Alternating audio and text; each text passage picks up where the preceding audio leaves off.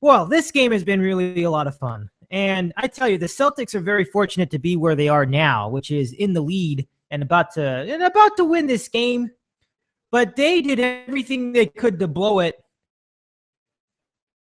on the shin. When you're up by 5 points and you've got about half a minute to go, 1 minute until showtime. Hold on to that lead. You've got to hold on to that lead. And it's amazing that Doc Rivers is a great coach. He gives assists in his life. Okay, he does. He makes assists. But you know what I mean?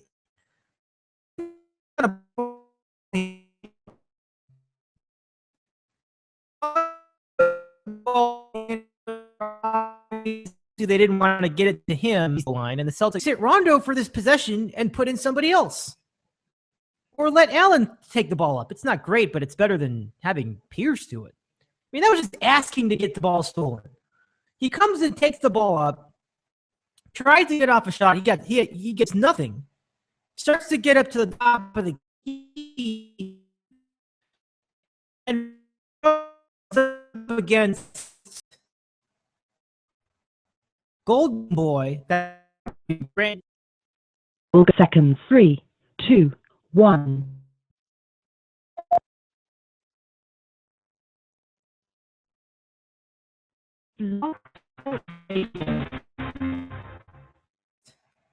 Golden Boy, that would be Brandon Jennings. Golden Boy takes the ball right out of his hands, comes down the court, and scores to bring the game within 1. Now, now just a moment.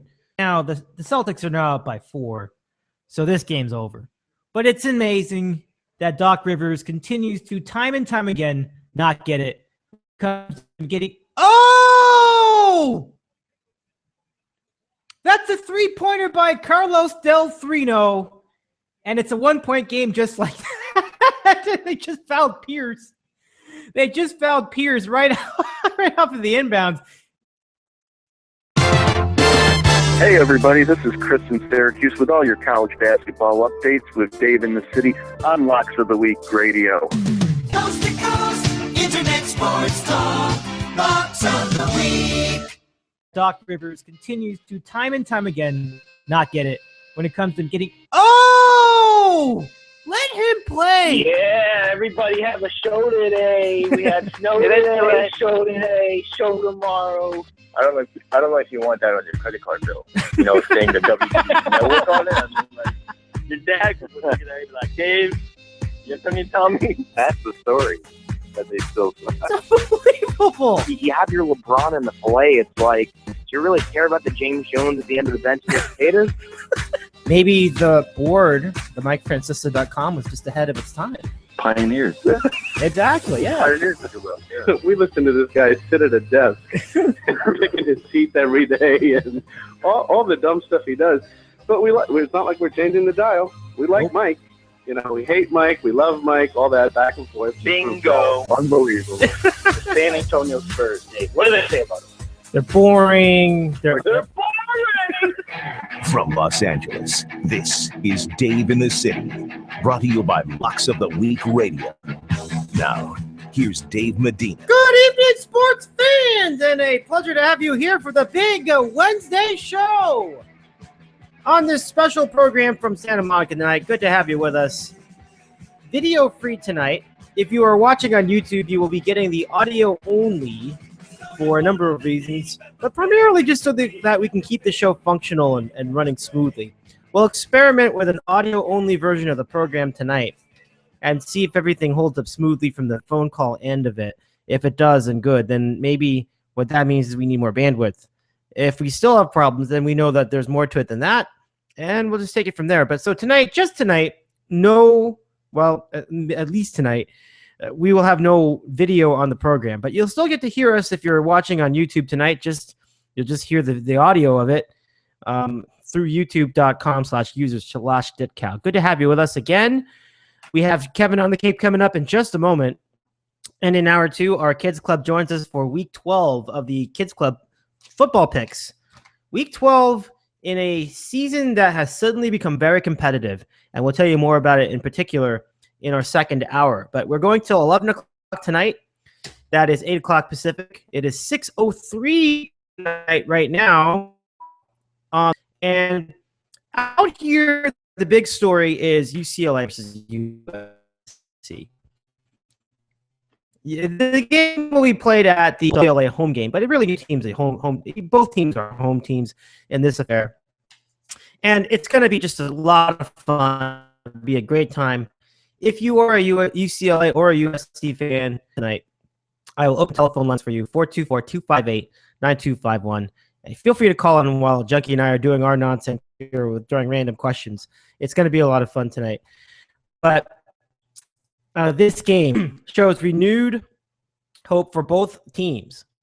UCLA looked terrible after 2 losses, first to Utah and then to Oregon, right after they had beaten Arizona State by a lot of points, by an enormous amount of points in the Thursday affair at 10. Then they go in and they lose to Utah at home. Then they get killed by Oregon at home as well. Oregon now emerges as a favorite in the Pac-12.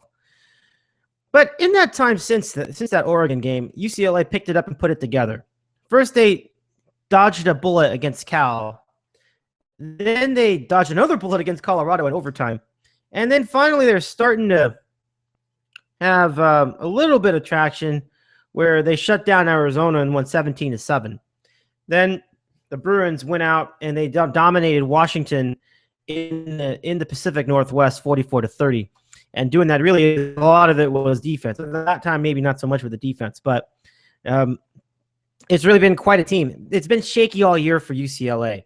But here's a golden opportunity for them to take charge in not only their season, but in the division, where, would you believe, USC is currently at 7. And the reason for that is because they have a game in hand.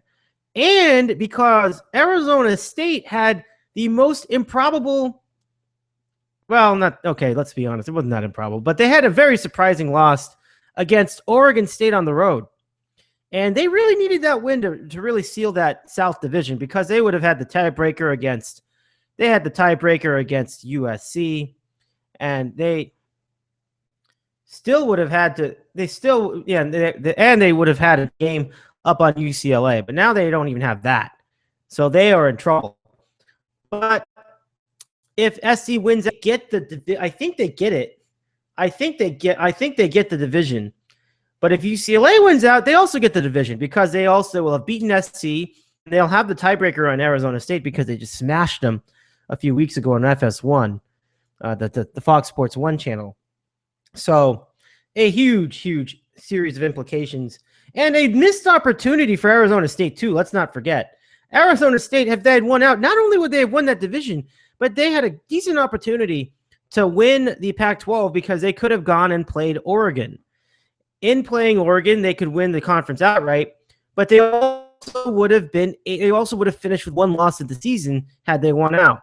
And they would have been in line, believe it or not, they would have been in line to go out. I'm a little confused that, in line to go out and, you know what? You are in the division now.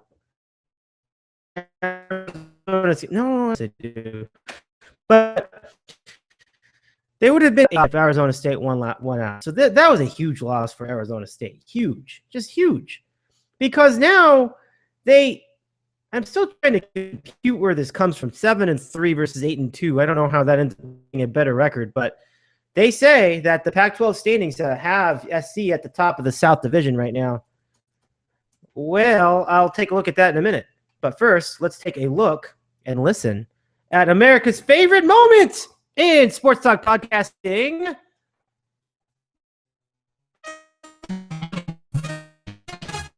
The Quiz in City with Kevin on the Cave. And now we're very excited about this big week. So no matter what happens with UCLA and USC, but this time around, it's going to be huge. And if SC can win this, they can beat Notre Dame later in the season. They would have a very good shot at winning that division, maybe, despite the way that they played. But the thing they have that UCLA doesn't have is really good offensive players. Juju Smith has Nelson Agholor, the third of the group, just having a monster season. And, of course, you could not forget about Buck Allen, who just dominates in the backfield a lot of the time. It's all led by Cody Kessler. That SC very good. So, anyway, and you're also in the mix. Let's introduce the Junk Man. Kevin, welcome to the program. How's it going tonight?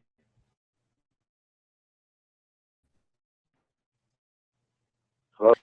I'm good. How are you feeling at this earlier hour? What's new with the Junk Man? Wow. No, it's not good. How do you? You sure it's not just that? Man, wow. So it must be like a huge. Well, yeah. I mean, according to my doctor and my doctor, I mean WebMD, right? Spider bite. It's WebMD. I mean, wow. So what do you do when you have spider bite? What's the protocol? It makes a lot of sense, only because I felt nothing when I went. I felt it when I woke up. Was not staying at my place, Dave. We're not going to get into that part of the story. So this lady may have had spiders in her bedroom. Ooh. But she also has a cat, so it could be like a cat brought it from outside. An insect bite of some sort. Let's put it that way. It could be a spider. It's definitely not a dick on there. Right. My right eyelid is swollen. Yeah, my right eye. It's just atrocious. Golly, that is really rough, man. Is it painful? Do you feel is it still really painful right now? It's not pain. It's different pain. Sort of, when you blink, it you feel like a burning, like root. It's just enough of a sort of burn when you blink your eye or something. And then of course it hurts when I can't see peripherally on my right side, so I bump into a lot of shit during the day. Jeez Louise. So that hurts. Wow. That's more like my. Well, then that would hurt too. Yeah, that would hurt too. You're right. Gosh, feel better, man. I don't know what you're gonna do, how long it'll take to get better, but hopefully you'll be okay by weekend. We'll see. Hopefully. Yeah, that's what I'm thinking. That's what all the stuff I was reading. Okay, good. Took some stuff, nothing crazy. Some Benadryl in case it was an allergy. I checked it for if there was like any sort of. There's nothing in there. Nothing. So it just has to. It's just a bite. It's sort of an infection, So it just runs its course in a few days, I'm sure. I gotcha. Yeah, and most of those things are not permanent, so it'll be great. I hope not. Yeah, I hope not. I hope not too. I hope not too. All the time. Oh, that'd be so bad if it was. But anyway, here's to a better future for your eye. I mean, like you said, it must be hard to open the eye and things like that. So that I can only imagine. I've had like bites near the eye before, or other infections of some sort, and yeah, it's just tough to open your eye in that situation. So, feel better. What? Anything else new other than that? I mean, that's definitely news. But everything else going okay with you, other than the health? Yeah. Okay, very good. Is it? I don't even want to ask about the weather. I'd say I was in. I can tell you I was in Vegas over the weekend, and I saw our friend John, aka Yachts. I saw Yachts over there in Connecticut. I mean, Wow. in Vegas, excuse me. And we had a good time. Watching some games on Sunday. He is as big a Charger fan as he says he is. He's definitely into the games, and it was not a good game. It was kind of a rough game, but the Chargers pulled it out anyway. And there were some fun games in there. Good time. You would never have seen a crowd erupt as much as this room did when the Patriots got the over with Gronkowski's touchdown late in the Sunday Night Football game. It's like everybody won the Super Bowl in that room. It was crazy. There's just absolutely nothing like the Vegas sports books on Football Sunday. That's really, great. Truly, it's the best. I had a great time with it. And I really had the good fortune of being out there for a Football Sunday every year now. Like, this is now the third year in a row I've been down to the football sports book. In this case, it's the Aria sports book. Very high tech, really nice. And I've been there now at least one Football Sunday three years in a row. So it's a good time. And it's not that big, but it's got big screens there for the size of the room that it is. And so and I say not that big because you compare it to like Caesars and you compare it to like the Superbook over at the what used to be the Vegas Hilton. You compare it to the Mirage. Have you been to the Mirage room? That's a huge, huge sports book. It's the size of an arena. Yeah, that's a big one. Yeah. So this place is not as big as those, but it's got really the most up-to-date equipment and two legit like jumbotron size screens. So feature because technology that's a little cut above and beyond just the mere projection that you see everywhere else. So while that seems like a subtle thing, it's pretty neat. And I've seen the same thing at the Dodger Stadium Club. Like they have a sort of a moderate sized jumbotron screen, which is really cool. So it's like you really watch out in the middle of the day and they're just talking like around the horn or something like that. But at night it's awesome for all the big games.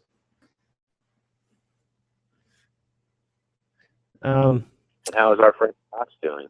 Doing pretty good. I it's good to hear from him again. It feels like it's been that long since I last saw him, but nonetheless, it's been a fairly long time. Like I don't think I'd seen him since summer, so it was a very nice opportunity to catch up with him once again. And I introduced him to a drink called the Harvey Wallbanger, and he loved it. He said he was thrilled. He thought it was the best drink he's had on the entire trip. So definitely something that doesn't really get explored much out here or anywhere for that matter. Apparently, it's to the ashes of time.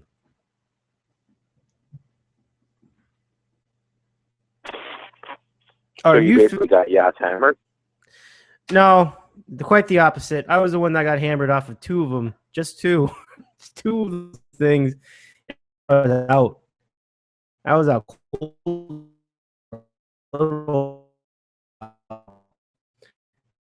And but I kept 5, so it was not a big deal. But like after just 2 weeks, so looks like my reputation is. I mean, it's sort of just isn't it sort of just vodka and juice and a little bit, very close. Cherry, but you do have the vodka, you have the orange juice, and you have this liqueur on the top. And I keep forgetting the name of it, but this liqueur called. It's like it's an Italian name. Galliano. Yes. Boy, good job out of you. Yes, Galliano. That's what it's called. And I think we tried to ask for it. They didn't even have the Galliano. And then the second bar we tried, only a few steps away, had it. But then they said that we'd keep this bottle for like 2 years. And no one's really asked. So apparently I was breaking through the archives on that one, going into the vaults of their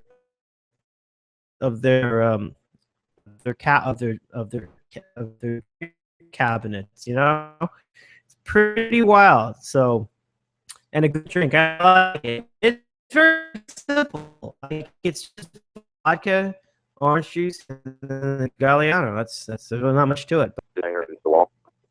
That's probably something. I'm sure there's a reason behind it, but I'm not going to speculate as to what it is. It's definitely banging quality to it, though. It's very strong. So I'm a huge fan of it. It's good I may try that even for I don't ever think of drinking it for breakfast, but it might go with breakfast because of the orange juice. Yeah, it would go with breakfast if you were an alcoholic. Absolutely. Absolutely. All right. You know, it's a little barbecue breakfast too. You ever have barbecue for breakfast? I've never done it, but I'm just saying it sounds like a good idea. Well, I mean, think about it. Bacon is like, you know, sliced pork. We're not that far off from pulled pork.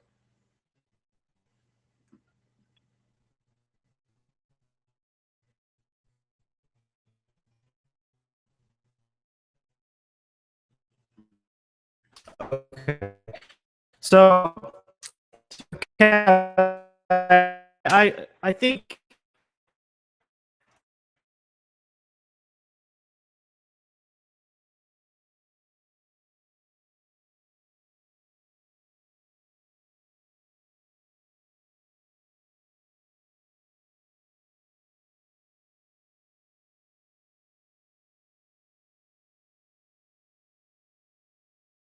Not a challenging moment of throwing up while being on the show. A lot of challenging moments. This night will be even more challenging because I will be holding a phone, a cigar, a beer, and an iPad all at the same time. Well, doesn't your iPad have like that stand on it? Like, you know, the cover can become a stand and you rest it on top of it? I had that thing too, but it just ripped off and it was old. And okay. I don't use it anymore. Well, if you lean it against a receptacle of some sort, or maybe like, you know, like a glass, or lean it against something. I'm going to use your thigh. Okay. Well, whatever it takes. Whatever it takes. Thighs are very large. All right. Very well. So let's do it then. The How Are You quiz. This time I will be the ones in our questions. Wow. That's another unprecedented moment of the show. It is. I don't think. I think this is the first time you've asked the questions to me, like consistently. So I did. I think I was 75% at one of the things, and can't remember the other one. But how do you think you will do on this? I think I'm going to do better than 60%. I don't know how trendy I am with LA stuff, but I feel like I know a lot of the city. So I feel like above 60% will be will be good. I think I optimistically I feel like 70 or more, but realistically it's probably going to be between 60 and 70. So that's how I feel like I will do on this quiz. I'm looking forward to it. Are you ready? Are you ready? Number one. Your answers are A, I hate the rain. C, I enjoy the rain. I'll really see it. Ooh, good stuff. And you know, I remember just like where it was for you.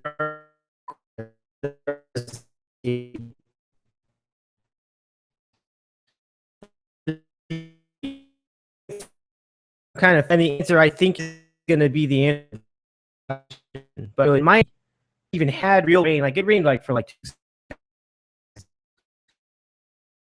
2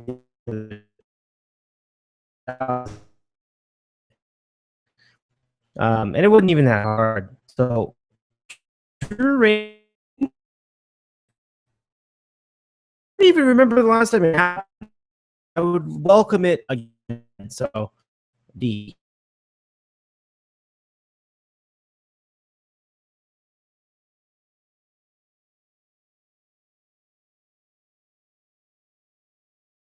Driven a long distance to a gym in order to run on the treadmill.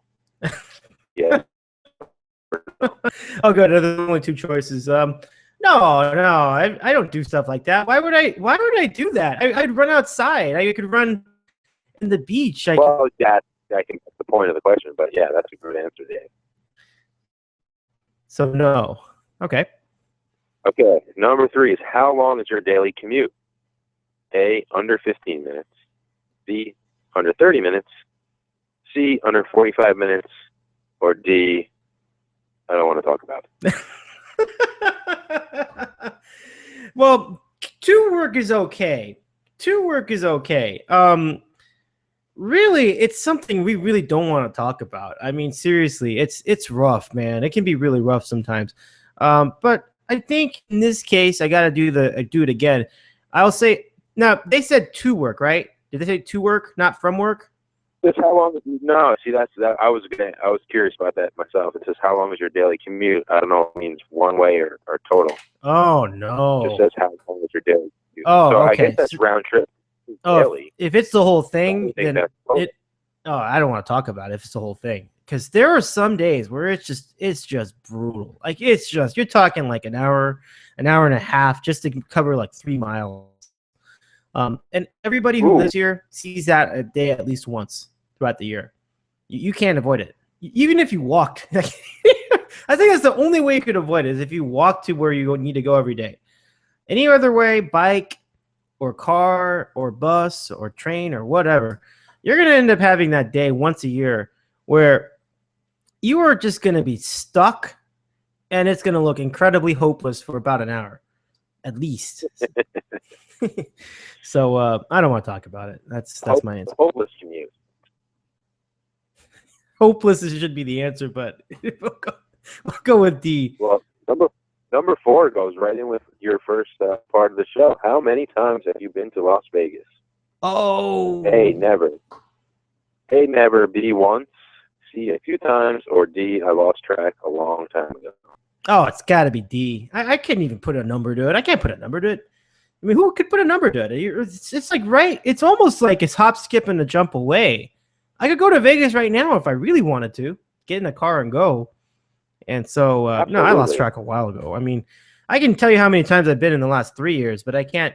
After that, it's just going to be, we're talking dozens. At least.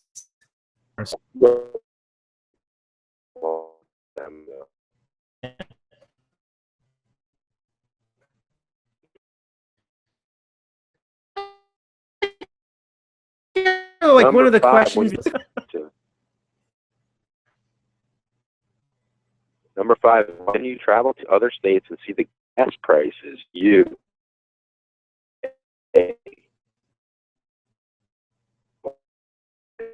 markups.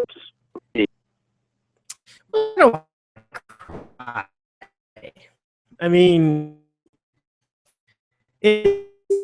I think I haven't been most yet seeing gas prices, but like probably somewhere between that and the other one. So whatever the second one was, I think it was like, what was the second one again? Just to make sure.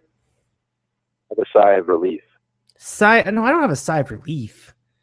Why would there be a sigh of relief? It's more like me moaning about why can't. Well, I mean, it's like I guess I don't really care. Maybe I would think you would heave a sigh of relief because you'd say, "Hey, I pay a little less this time." That's like relief. Oh, okay. So when you go, because I would never get the impression that gas prices are less expensive. I mean, or more expensive anywhere else. Like anywhere I go, I feel like if I'm in another state, Arizona is a good example, and I'm there, and it's like it's always cheaper. It's always cheaper by a lot. So if I'm driving, definitely, I see a sigh of relief, and it's like 3s and 2s. I'm like, wow, that's impressive. So I'm more like, that's amazing. That's usually my response. It's like, whoa. So I'm not mocking it. So it's probably the second one, sigh of relief. It's the closest response I have. I'm not really sure if I understand this next question, so you might have to navigate this one for me. Okay. You're visiting a friend in Wisconsin, and they suggest going to a local Mexican restaurant that is very authentic. You, A, suggest Taco Bell. B, go check it out. You like authentic Mexican food. C, ask if there are any authentic cheese restaurants you could sample instead. Or D, run away and never look back. No, I think in this case I'd probably go with C, because run away. Yeah, no, I wouldn't.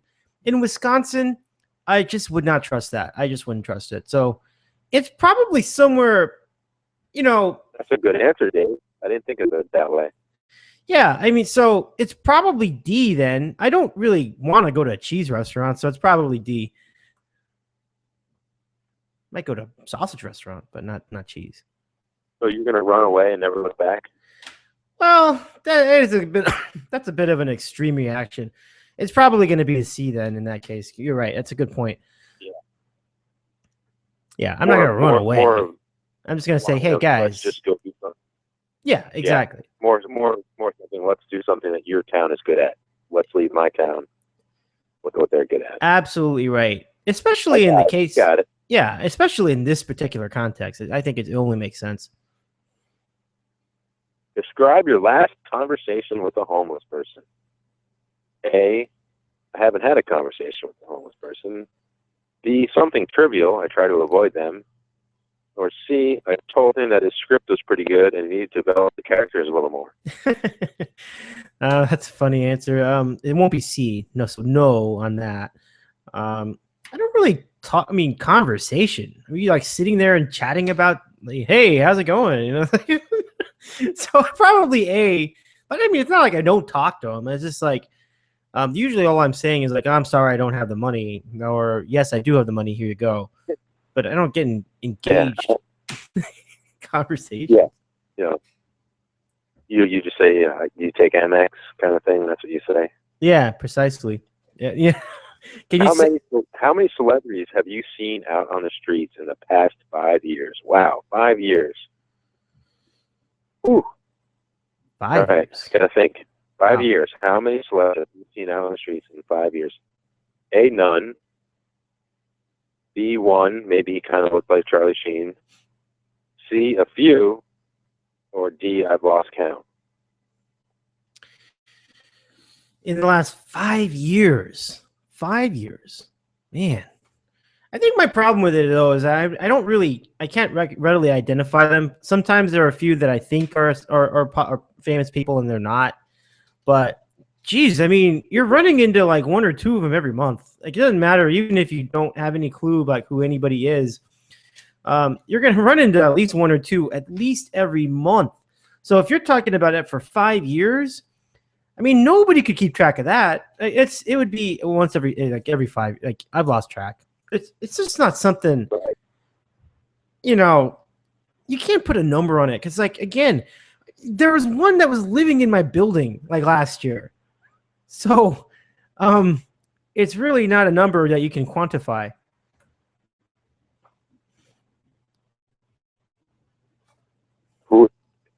Yeah, I can see that. And I'm sure like sometimes you see plenty of them, you don't even know who they are. Right. But there's so many. Yeah. So, all right. Ooh, here's one. It goes on the current climate. When it's too cold outside to do anything, how do you spend your time at home? A, I surf the net and watch some movies. Okay. B, I curl up with a good book. C, I warm myself up with a nice cup of tea. Or D, I'm confused. What do you mean by too cold outside? Yeah, and I know that they probably want me to say D, but I actually do when it's too cold. Well, it really doesn't get that cold. Like, when it's too cold to do. Yeah, maybe I am going with D because, like, I'm thinking, like, I mean, there are days where you definitely feel like it's too cold to go running, you know. But right, but has it ever got too cold where you're like, I can't go outside? I mean, that really doesn't happen much. I mean, the coldest day we'll ever have here,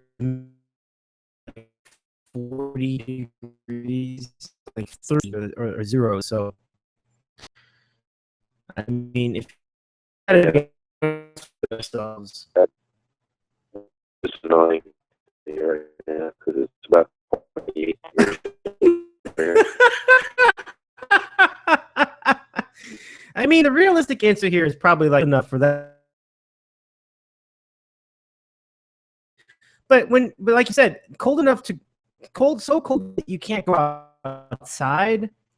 Go outside. Right, you got to go to Fargo, North Dakota, cold. You know, where right. you literally if you walk outside with your cup of coffee and your cup of coffee freezes, then you go back inside. Right. Yeah. Ooh, here's a good one. So last week's and last question for you. Los Angeles represents A, liberal excess. B, sunshine and good times. C, Hollywood. Or D, a thriving multicultural community in which anything is possible. Yeah. What was that first one to think about the liberal Westerners' point of view about LA? And it's very inaccurate. And I really wish that people would kind of get to know this town. That just annoys me anytime I hear that stuff. It just, you know what? People just like to make big stereotypes about people rather than actually think about and learn about things. It's always unfortunate when I see that. But anyway, the answer to me is D. It's definitely multicultural, and that's probably right.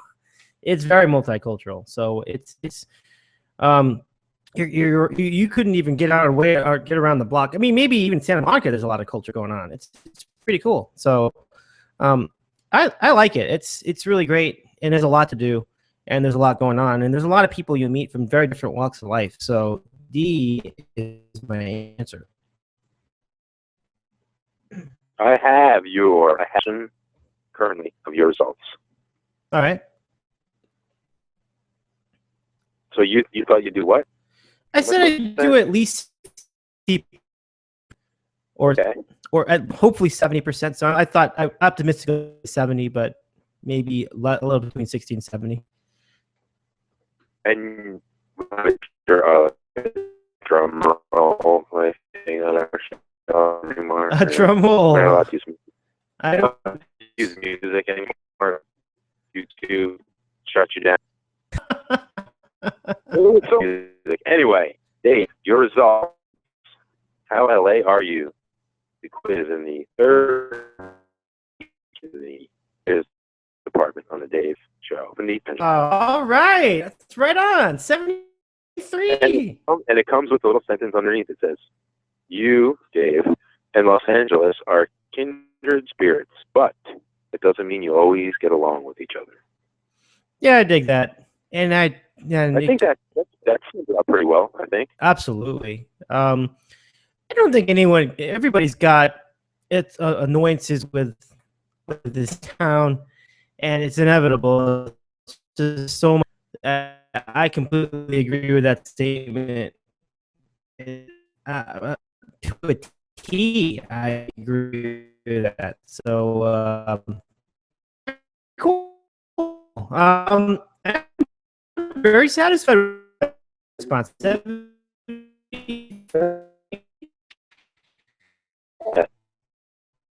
Not bad.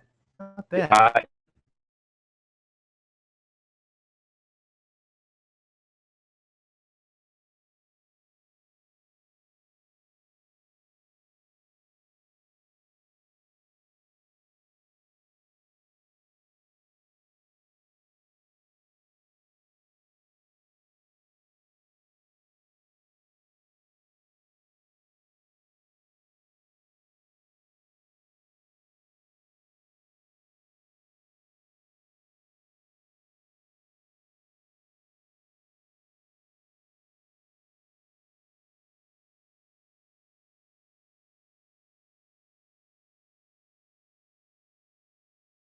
We could do how new captain or something like that. That'd be funny. But yeah.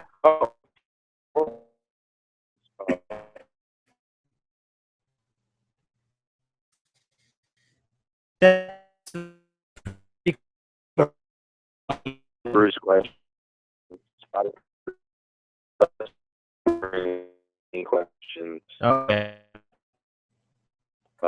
Door question. Yep.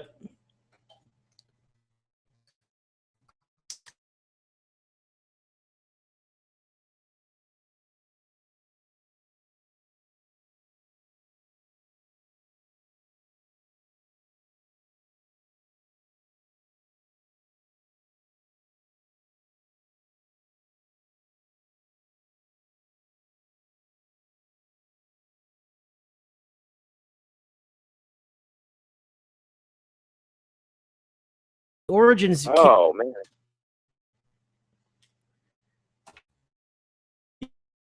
Origins came from a regular season game between the Milwaukee Bucks and the Boston I'm really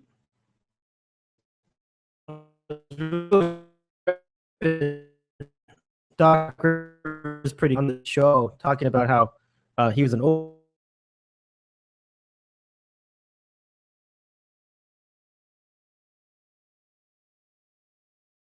basically where the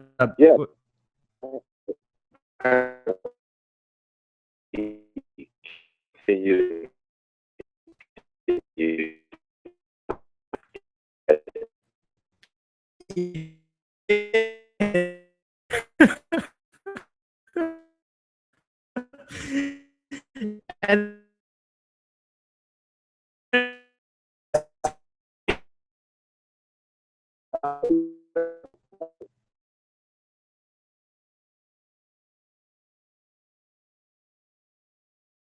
going to be pretty good. And I just remember that, man, what are they doing with the Bucks? It was early in the year, but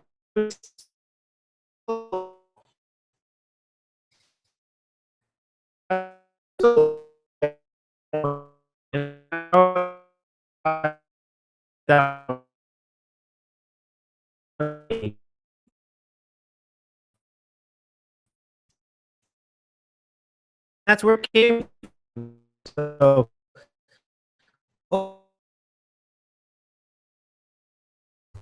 I played that tonight just to give people a little feel for it. I couldn't play the whole thing.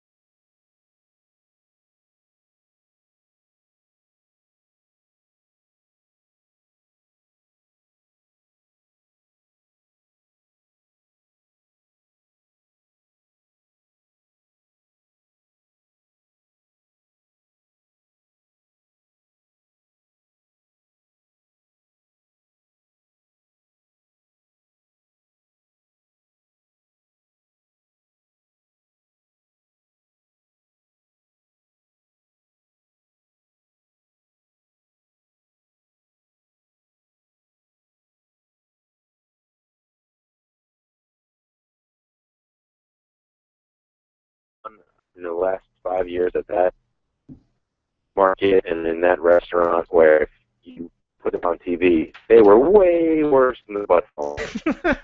Knives flying in the air, bloody things, cutting fish, and then all of a sudden I'm going, slice through my hand, just crazy things, cooking lobsters and splashing steam on my face, and people just looking at it like, that was pretty fucking stupid. My transgressions aren't on national TV like his, so it was funny and stuff, but we all do that every day. It's just that his was on television. That's funny, man. I love that. Yeah, it's just an unfortunate set of timing. I mean, it was not only on TV, but it was during a national game on Thanksgiving, so everybody was really watching that game. So it was just unfortunate luck for Mr. Mark Sanchez. So he's out of that now. I mean, just this morning I have one of those Keurig things, Dave. The coffee, like the one-shot coffee maker. Yep. So I put the travel cup under. I pour the cup of water into the machine. Put the travel cup that goes in my car underneath to make the coffee. I walked out of the house with the empty cup that I poured it into. I got into the car, and I'm like, well, there's no coffee in here. Oh, that was the wrong cup. That's just a completely moronic, stupid thing to do, but no one saw it. I just walked back to the house and got the stuff that had the coffee in it and came back. But that's completely ridiculous. Oh man, this is why everybody. I blamed it on the spider bite, but still, it was dumb. Oh, absolutely. No, we've all been there, though. I mean, I can't really blame you for that.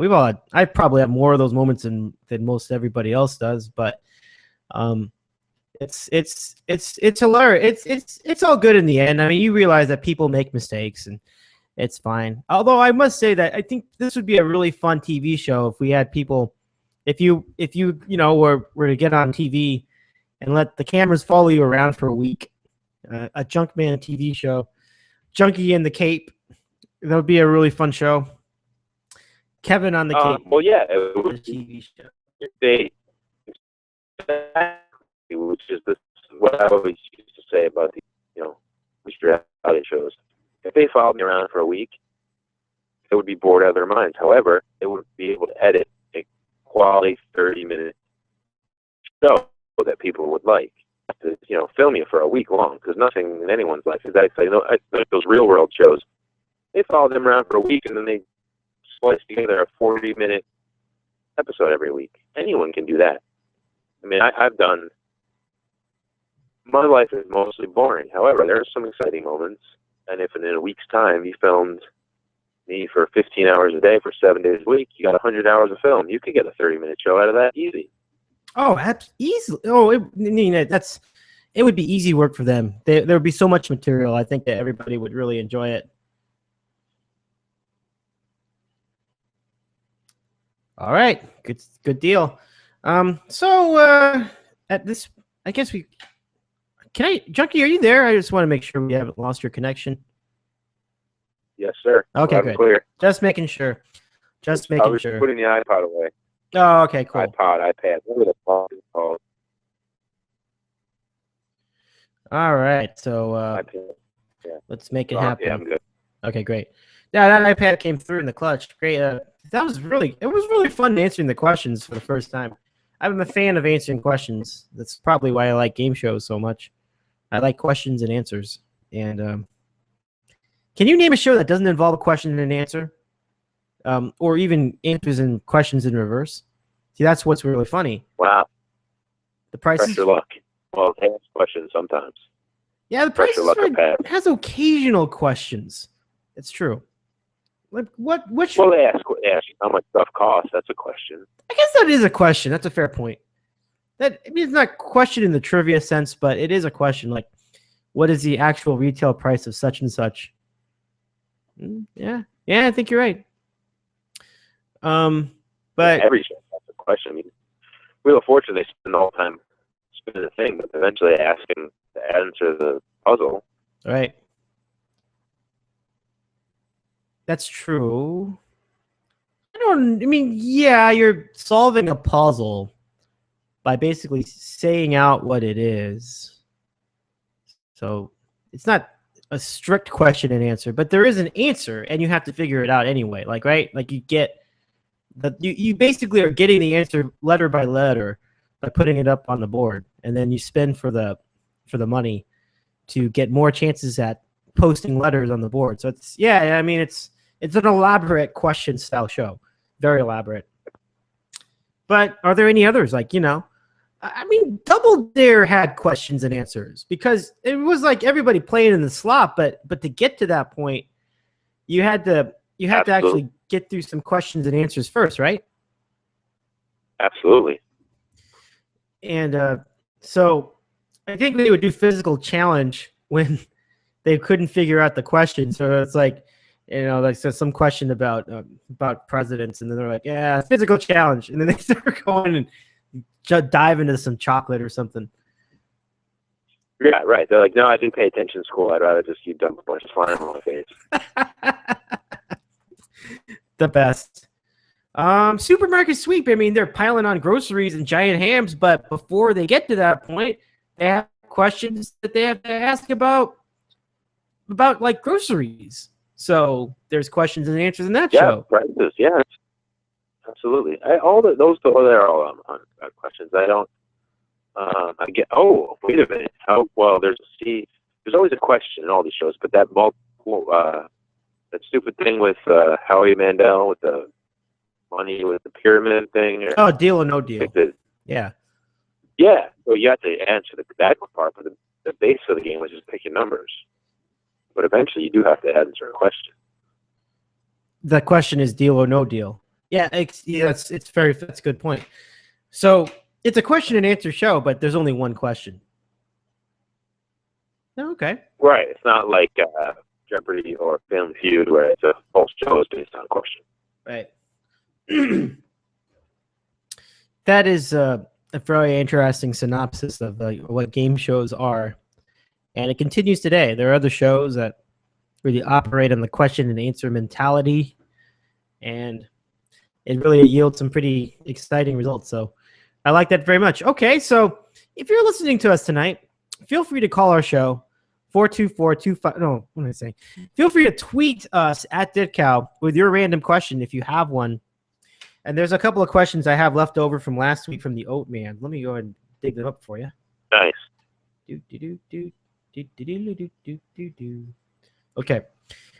So 2 questions from Say Hello to Otis, who will join us, I think, an hour or two tonight. Here's What's question his first number. name? What was that? What's Otis's real name? His real name is Robert. True story. Robert. Yeah. In what state? Oh, his last name? New Jersey. Oh no, he's in. No, where is he? No, he's right now. He's in New Garden York. City. So Robert in Garden City. all right. Yeah. So I think he's like. Very nice. Very he's, nice. Yeah, but I think he's from Queens originally or something. That sounds like a nice place to live. Is in the garden. They say it's actually a pretty nice place. Garden City is a really nice area, so it's pretty sweet. All right, on we go. So the Oat Man asks us if Junkman could pick any one person to come into his fish market tomorrow for him to serve, who would it be? He can pick any one person that's living and one person that's passed away. So one person living and one person who had passed away, but let's say that they were still living and they could come into your fish market. So who would you pick? One living and one no longer living. Longer living. Well, the no longer living one is easy for me. That's Audrey Hepburn. Ooh. That's a no-brainer. I think I'd be able to charm her into just a whole whirlwind, weekend sort of, let me, hang out and sort of, slumming it with the fish market guy, the rich little actress lady. I think I could talk her into the hijinks, if you will. But she's dead, so let's move on from that. Current people. I love it. Yeah, thank you. Current person. I don't know. I would think, especially at this time, it's not very busy now, so I'd be able to spend some time and talk to someone a little more than the summer, where it's sort of just you're in an assembly line kind of thing. So. Current person, I would think Jerry Seinfeld would be a really funny person because he'd have sorts of different, sort of one of those, the observational comedy of, Mm-hmm. certain fish and these things are dead and what are these lobsters doing over here and, do they talk to each other? I think he would put a whole new, because there's not that kind of, what I do, he probably has never really seen before. I'm sure he has. He's been all over the world. But, I think he'd be really funny, sort of put a whole different take on, why do you wear that shirt? What does that do? It would be kind of a funny, 15, 20 minutes. I think it would be funny. It would be good. Just so out of his element, fish out of water, no pun intended, kind of thing. He's a good, and he strikes me as the kind of guy that would go to the Cape. At least once in a while. It sounds like he would enjoy being in Massachusetts, checking out the ocean and all that. So you guys would both be at home. That would be pretty cool. I could see him I'm wrapping the fish and be like, hey, why are you being so mean? He's already dead. Leave him alone, stupid shit like that would crack me up. Jerry Seinfeld's so funny. It is a great. Do you ever see that show that he does on YouTube? Comedians in cars getting coffee. I did watch. Yeah, someone told. I only saw. I saw the one he did with Michael Richards. I've seen the one he did with Louis C.K. where I think. Yeah, I've only seen 2 or 3 of them, but yeah, those are really good. Yeah, and I hear they're really good stuff. I've seen like 1 or 2 of them. The Louis C.K. one I did see. That's about it. I saw one with Chris Rock. That was probably it for me. But it is a pretty cool series. Anyway, I just haven't really had the time to invest. But I'm glad you just got to check it out. That's pretty cool. I know it sounds so lame when people all the time will say, "Oh, he's so rich, but he's such a normal guy." He's the only guy that I actually believe that he's still a normal guy, even though he's so rich. Yeah, I don't know. I mean, I think he's certainly if anything, he's doing a pretty good job of really expressing the everyman quality. But I mean, his humor definitely seems to come from the heart. So I'm willing to take his word for it there. But I'm never truly sure. So I think you have a point. I mean, I can see it. We'll see if time will tell if that's truly the case. But he's definitely very good at every man, so to speak, humor. And he seems to like for him, I think what you see is what you get. Like when you talk to him in interviews and stuff, he seems pretty consistent with his on-stage persona. Right, and we all know he's got 1,000 Porsches or whatever, and but maybe I don't think he's a normal guy, but I think he can relate with the normal person. Yeah, I think it's a good way to put it. I mean, certainly he loves cars. I mean, obviously that's one of the premises behind that YouTube thing. I think it's on Crackle. I say YouTube, but it's on Crackle. It's fair enough. But the video series, Comedians in Cars Getting Coffee, it's pretty wild. And hey, he gets in the car with another comedian. I mean, I think you like the consistency. I've seen many of I've met a few famous people, but I've also you see him on those shows and stuff. He's one of the guys I've never actually looked at one of the shows and go, he's such a douchebag. Every once in a while, you'll see even a down-to-earth guy, and he'll do something. You're like, well, that guy's such an asshole. I've never actually thought that about him. Yeah, and if you were even whether it's on Letterman or whoever, he just doesn't ever come across as a complete asshole. Yeah, I think I feel about the same about him. I think I feel like he's just a regular guy. Although it was interesting that I wouldn't maybe regular from the standpoint of the fact that he can, as you mentioned, he's able to really talk to people and be a relatable guy. That's sort of something that you can certainly manage.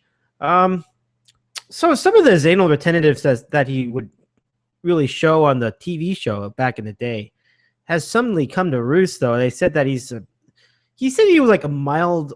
There was a report recently where Jerry revealed that he had a very, very mild case of autism, something like that.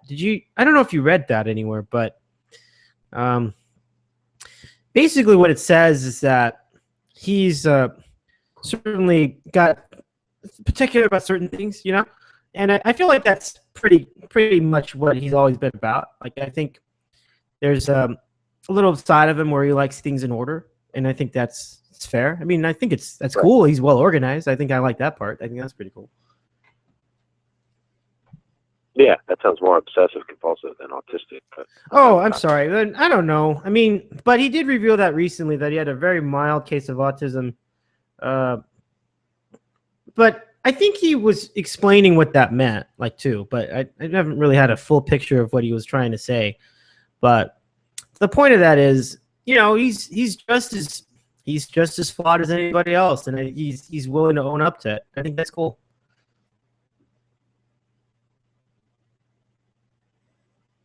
Nice. So what was the second one from the Oat Man? No, I guess it was the same question. He sent 2 tweets, but they actually were related. So the tweets were part of this question. But you know how Twitter has only 140 characters? So he just broke it up into 2 tweets. So I realized that. Yeah, I've been thinking about getting back on that Twitter thing. I feel like it's a good idea. You could get on just to follow, too. Just read us clowns. Tales from the fish market or something. I'm sure that would be great. Oh man, I would run to jump on. I would run over there and follow you. My goodness. Oh. I mean, I'm not that interesting, but some things that happen during the day, I think it would be pretty funny to certain people. I dig it. It would be fun to follow you anyway, though, and shoot some links to you back and forth from the internet. Like tonight we have our hot soups and stuff that we make in the store that I do every day. And this lady came in, pretty close to closing, and you just want to get out of there. She's been out there all day. She's sitting there going, "This clam chowder has no clams in it." And she's like spooning through it. And as she's spooning through it, I can just see these giant chunks of clam. And I'm like, what are you talking about? And when I look up at her, it's this old woman. She's got stitches over her eye. Ugh. Like, you may have had a certain parent. Her friend is there with her, who obviously drove her home from the hospital. And my first instinct was to say, you can't see the clams because you have stitches over your eye. But you can't obviously say that because you would be rude and then you'd get an angry letter to the bosses the next day. So I just looked at her and said, well, maybe you want some of the chowder base we make that has the clams in it. Maybe that would make you happy. Well, she's like, well, this just doesn't have any clams in it. I'm like, lady, you have stitches over your face. You can't even see me. How could you expect to see a clam? But I can't say that, but maybe I could say that on Twitter and get away with it. I don't know. Passive-aggressive commentary. I've seen that before. I love it, though. That would be pretty hilarious to hear that would be like, yeah, like you said, Tales from the Fish Market. Okay, Junkman. This has been really a lot of fun. And what a story to close out the hour. Your eye heals. I'm rooting for your eye to get better. Best of to you and Max Seafood. And thank you very much also for helping me subscribe to the newsletter. I've been getting regular emails from them, and it's cool. I look forward to that. So it worked. Yeah, it worked good. It worked very well. I'm quite into it, and glad to keep up to date with your home, with your employer. You got it, man. All right. Say hi to the kids club. We'll do. Okay, Junkie. Take it easy. Take care. Who's doing the show tonight for them? Well, tonight we have the Oatman joining us, and probably John in Connecticut. The other two, Andy and Ron, could not make it, so we will announce their picks through the text. Right. Everyone get your pencils ready, because that whatever John in Connecticut bet, you will be better for it. I love it. Okay, feel free to stay aboard to listen in. Other than that, have a good weekend, and I always take a break and then I call back in and just listen. Cool. I love it. We look forward to hearing. All right, dude. All right, bud. All right, I'll talk to you next week. Okay, man. Thanks. Take it easy, Junk Man. I love it. All right, that's Kevin on the Cape on the program. And I tell you, when he's on the show at this earlier hour, I can sense a new additional energy in his voice. So this earlier time slot has really panned out very well from a standpoint. I think we had some pretty good. He's having a blast. I think that's a big deal. So for everybody listening tonight, it's just a better show live when we go on earlier. I don't think we can do it every of that. Again, we have USC, UCLA on the horizon. That is going to be a big game, and really it's the only big game I can right now in football bull subdivision. And as we get into the nitty gritty, where half the SEC is playing FCS schools, complete disgrace, but that's my opinion. We will announce to you the season standings right now for the Kids Club football picks. Last week, two guys went 3-1. Oatman did, and Andy did. And the others went 2-2. That would be Ron and John in Connecticut. Ron in New Jersey, John in Connecticut. And after all of that, we have Andy climbing above 500 for the first time. He is now 22-21-1. But in first place is Ron at 23-20-1. Second place is Otis at 22-21-1. Third place is Andy. We mentioned his record. And in fourth, very close, again, just a couple games behind, John in Connecticut at 21-23. So we're very close to having the entire kids club above 500 now. And we now enter week number 12 in our weekly contest. Very exciting, but a tough week this week to pick games because in college football there really aren't any real showcase matchups or easy to pick point spreads. So we're going to see what the Kids Club has for us on this very challenging week 12. Let's start by introducing our guests. We begin with John in Connecticut, who has just arrived on the telephone and is seeing some pretty good play out of his Packers. More domination at home, this time against the Eagles. John, welcome to the program. How's it going tonight? Doing good, Dave. Thanks for having me back on. Looking forward to discussing the games this weekend. Yeah, and it'll be interesting. Again, maybe not as great of a showcase weekend we had a couple weeks ago, but it should be a good time. Let's also introduce our second panelist tonight. Say hello to Otis. Oatman, welcome to the show. How's it going? Going good, Dave. I'm actually sitting here watching the Rangers right now, so if you hear any oohs or ahs or you hear me running in from the backyard, just know that's what's going on. And I heard the closing moments with the junk man because I usually tune into that the next day, but he's quite right. I do have my pencil ready, Mark Schlereth style. Anxious to hear what John has in store for his college picks this week as well. Oh, I'm all ears with that. This is a great week. This is going to be definitely something I've been looking forward to most of the week. And with that, we start with a look at the college football top 10. And not surprisingly, Alabama is number 1 after beating Mississippi State. Number 2 is Oregon, and they were off. So they did very well for themselves by not playing, and they are 9-1. Number 3 is Florida State, probably in the right spot. They had to make a huge comeback to retain their unbeaten record against Miami in the Saturday Night Football game on ABC. And again, Mississippi State, they lost the game last week to Alabama at Tuscaloosa, but they fall only to 4th. So currently they are in the mix for the playoff. It's a big loss for Arizona State. I mentioned it in hour 1 to Oregon State. That was pretty bad. And TCU didn't look too hot either, but they are still in 5th, and they should be in striking range as long as they continue to win out. So let's chat a little bit about the college football's top 10. We'll start with John. John, your thoughts about the rankings and last weekend's action?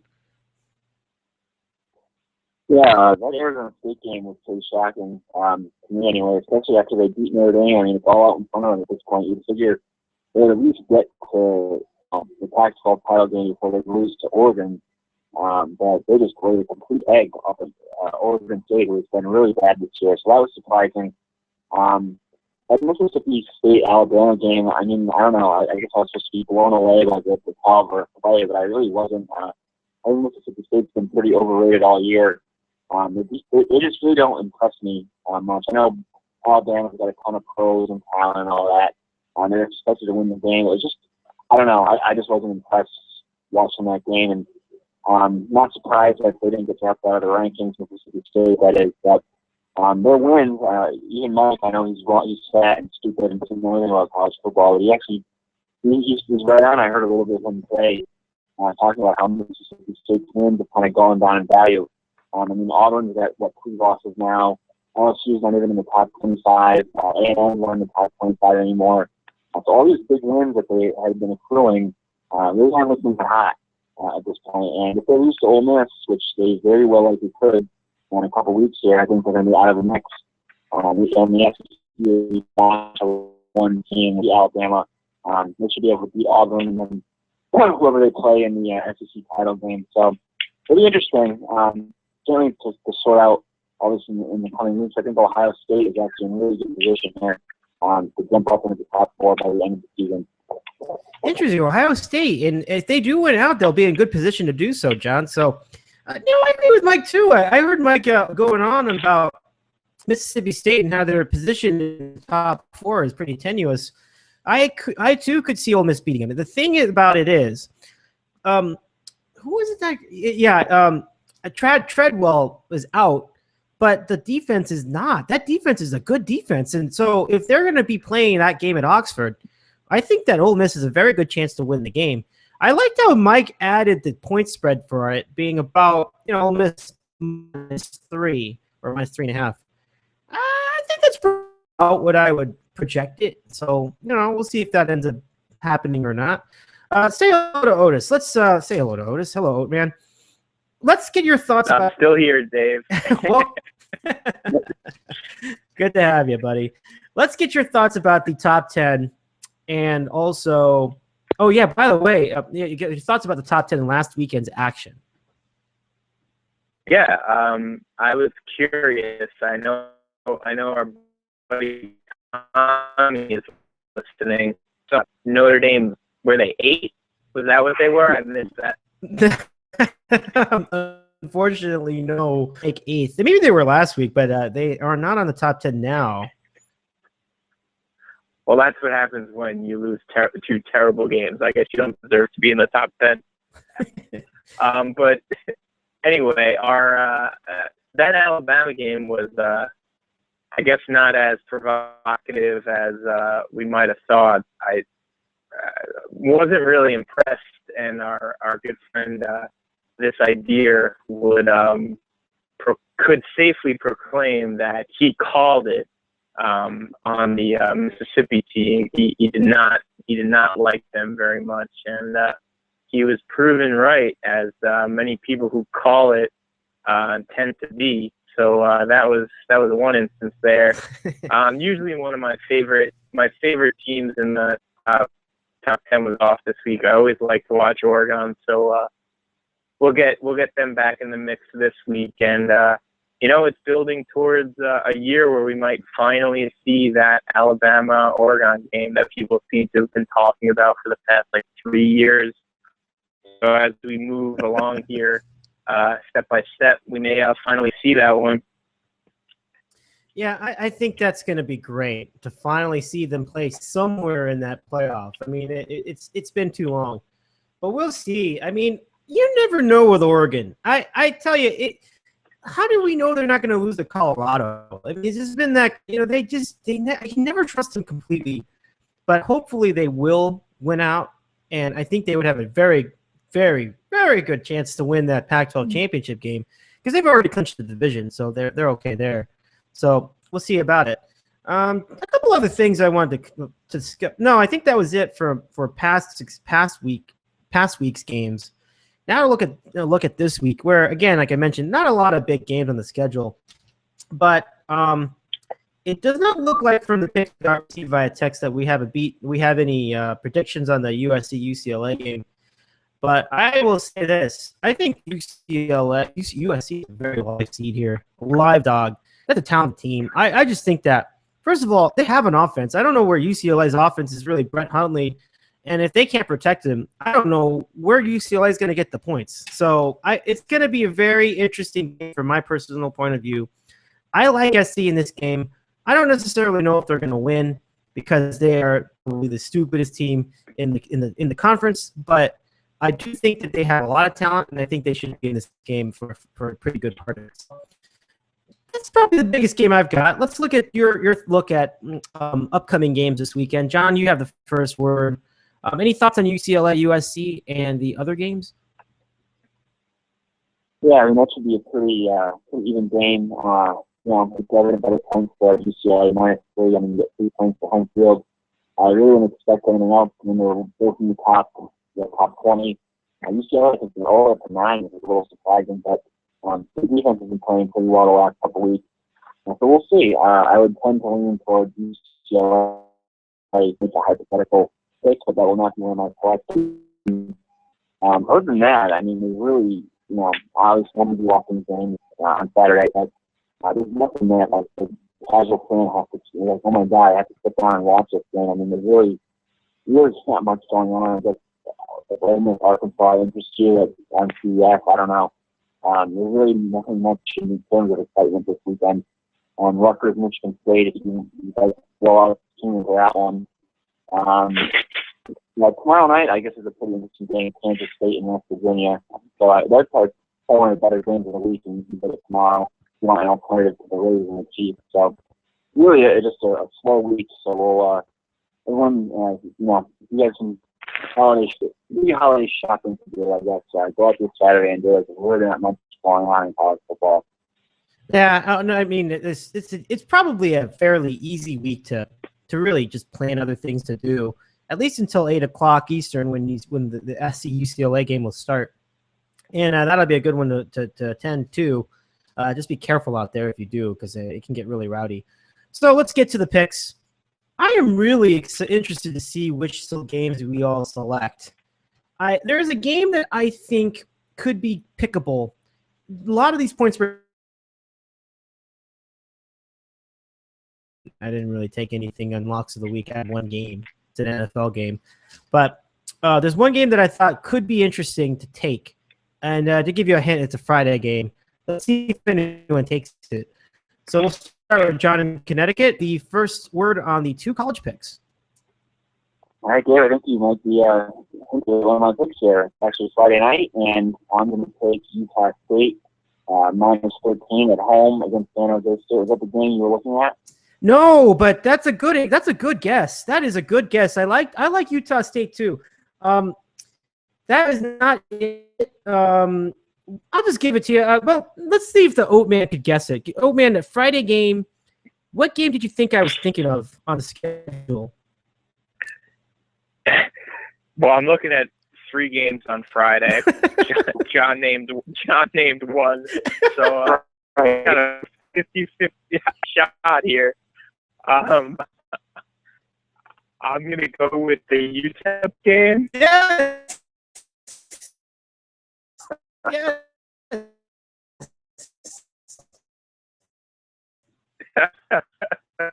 That is it. Wow. I absolutely take that. So we'll see. Dave, do you just like rice because it's a food?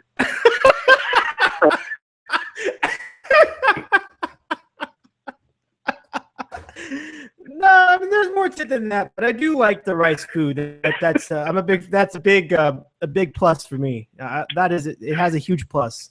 But I think rice has been anyway. You nailed it. Great job out of you. That's great. So yeah, I like rice in that game. I like rice -8. We'll see if they get it or not. But I do like Utah State too. That's a great one. So John, anyway, back to you and your thoughts on the Utah State pick and your other pick. Okay. I will be unloading my savings account on Utah. You're making picks on Chin Conference USA games. That can only go wrong. But all right, so we'll get back to my Utah State pick here. They're actually down to their 4th-string quarterback, which is amazing that they keep winning. It's just a testament to the job their coaching staff has done. They got a really good defense, probably the best in the conference there in Colorado State. And they really have no problems here against the San Jose State team that's been struggling all year and just got shut out at home by Hawaii, which is tough to do. So we'll call this one a 31-10 Utah State. So -13 for game 1. The second pick, we'll call this the Beck Mullins and Roy Galloway special in the Big Ten. And I'm going to take Purdue -1 over Northwestern. And I don't even know if I should watch this game, but it kind of jumped out to me. Northwestern coming off a huge win over Notre Dame, kind of a letdown spot. Everyone's going to jump on Northwestern at the dog. I don't see it here. I think they've been a pretty bad. I think that Notre Dame game, they're just a horrible team that lost. They had lost 5 in a row. They hadn't scored more than 14 or 17 points in the game. And now all of a sudden, people expect them to repeat that performance against Notre Dame. I don't see it. Purdue's been very competitive against the upper echelon teams of the come this year. The quarterback switch, it kind of worked out for them, but they're not good enough to beat those since they covered, and now they're finally getting an opponent that they can beat at home. and I think they will. So we'll go Purdue -1, which is Northwestern, and the other pick, like I said, Utah State -13 on Friday night, which is San Jose State. All right. Thanks very much for the picks, and good luck to those, John. Yeah, it's nothing beats the Beth Mowins, Joey Galloway, ESPN2 game of the week at 9 o'clock in the morning out here on the West Coast. You bounce between two once you've exhausted the other 5 choices on TV, and usually it's a game like this where it's not much going on between the two teams offensively. So we'll see. But Western's kind of a tricky one because, they've had their moments. They beat Wisconsin. They beat Notre Dame. And then they've had bad moments where they lost to Cal, and then they lost to whoever it was that they also lost to by a bunch of points. So it's always interesting with them, but we'll see. Okay, so say hello to Otis. Now it is your move for the college picks. So 2 picks out of the chute. Let's hear them. Sure. It kind of gave me a nice lead in there, indirectly. I'm not sure which one my high beat is. I'm going to go to the team that Northwestern took down last week, and I'm going to make a homer pick here. I made fun of Tommy just moments ago, wondering where Notre Dame was ranked. I'm going to take Notre Dame at home, -3.5. It's senior day. They're coming off 2 losses, or not in a row, but they're coming off that bad loss. I really think that they're going to show up. It's not like it's a letdown before the USC game because they just need wins at this point. I'm not a big fan, as you know, of Everett Golson's ball security, but he has been able to put points up on the board. I am slightly worried about a couple of the injuries this game, but it looks like Golson hit up, but it looks like he's going to play today. But the thing could be I don't like this Louisville team.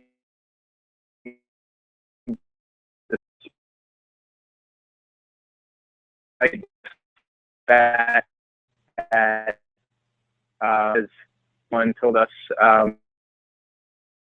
Jameis wins against them even when they were spotted in the entire half. I don't think too much of them. Senior day for Notre Dame. I'll lay it 3.5 and have a little bit of a homer for pick. For pick 2, I have 2 options. I'm going to bet it would not be an easy win for them. I'm going to an option here. I'm going to be for those points. But that Colorado team stinks. And put up a little. Mariota has been playing should have, and maybe he'll need to stay on the field a little bit longer. A score from Colorado would worry you with lanes, but I'm not too worried about it. I'm gonna Oregon in this as my second pick. I'll throw out to you. I'm certain that Andy and Ron will take this game. It's going to be. I'm kind of wearing the blackout with the rush for them, and sooner or later they're going to put together a full game for the second at that. So that's just the third pick. Just to throw it out there. Double check on the line of that Florida State game.